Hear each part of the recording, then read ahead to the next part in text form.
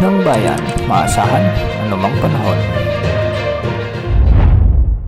Magandang oras po sa ating lahat. Narito na ang latest update sa lagi ng ating panahon ngayon at sa susunod na 24 oras. Sa kasalukuyan ay easterlies ang nakakaapekto sa silangang bahagi ng Luzon kasama na ang Visayas. Ngunit sa paglayon ni Bagyong Leon sa ating bansa, makakaranas pa rin ng bahagyang maulap na kalangitan na may mga kalat-kalat na pagulan at pagkidlat pagkulog ang lalawigan ng Palawan. Dulot pa rin ito ng trough o yung extension ni dating Bagyong Leon.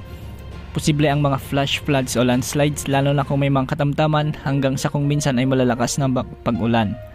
Samantala, makakaranas naman ng bahagyang maulap hanggang sa maulap na kalangitan na may mga kalat-kalat na pagulan o pagkidlat pagkulog ang Cagayan Valley, Aurora, Quezon Province, Bicol Region at Eastern Visayas. Dulot naman ito ng easterlies o yung mainit na hangin mula sa karagatang Pasipiko. Posible rin ang mga biglang pagbaha o pagguho ng lupa lalo na kung may mga umiiral na severe thunderstorms. Samantala sa Metro Manila at nalalabing bahagi naman ng ating kapuluan ay magiging bagyang maulap hanggang sa maulap naman ang mga kalangitan na may mga kalat-kalat na pagulan at pagkidlat pagkulog.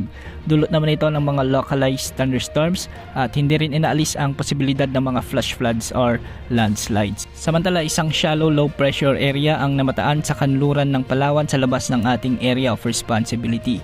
Sa ngayon hindi naman ito nakikitang papasok sa ating PAR at hindi rin nakikitang lalakas bilang bagyo, ngunit tutungo ito sa bahagi ng Vietnam at doon na malulusaw. Samantala isa pang potensyal na sama ng panahon ang mabuo sa silangan ng ating bansa sa mga susunod na araw base sa inilabas ng Pag-asa na Tropical Cyclone Threat Potential Forecast.